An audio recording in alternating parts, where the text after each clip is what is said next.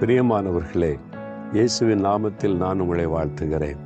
ஜெபமலையிலிருந்து ஒரு பகுதியிலிருந்து உங்களோடு பேசுகிறேன். ரொம்ப அழகான அருமையான இடம்.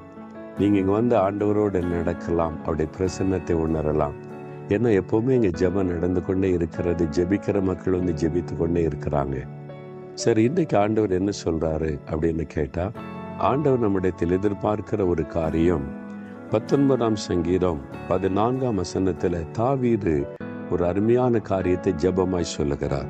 கர்த்தாவே, என் இருதயத்தின் தியானமும் என் வாயின் வார்த்தைகளும் உமது சமூகத்தில் பிரீதியாயிருப்பதாக. என்னுடைய வாயின் வார்த்தையும் இருதயத்தின் தியானமும் உமக்கு பிரியமா இருக்கணும், பிரீதியா இருப்பதாக, அங்கீகரிக்கப்பட்டிருப்பதாக. 2 காரியம். உங்களுடைய வாயின் வார்த்தைகள் ரொம்ப கவனமா இருங்க, அனாவசியமா பேசாதுங்க. வார்த்தைகளை குறித்து ஜாக்கிரதையா இருங்க. நம்ம பேசுகிற ஒவ்வொரு வார்த்தைக்கும் கர்த்தர் நியாய தீர்ப்பு நாளே நியாயம் தீர்ப்பாராம். அவசரப்பட்டு பேசுறாருங்க.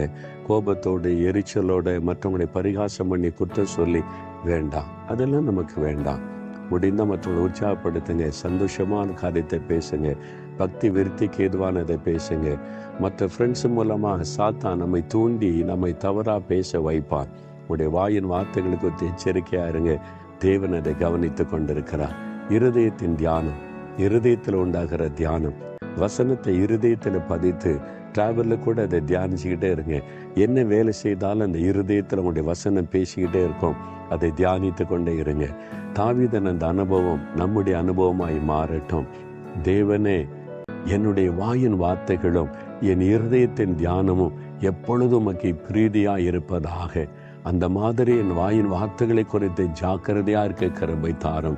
என்னுடைய நினைவுகள் தியானத்தை குறித்து ஜாக்கிரதையா இருக்க கிருபை தாரும். இயேசுவின் நாமத்தில் ஜெபிக்கிறோம் பிதாவே, ஆமென்.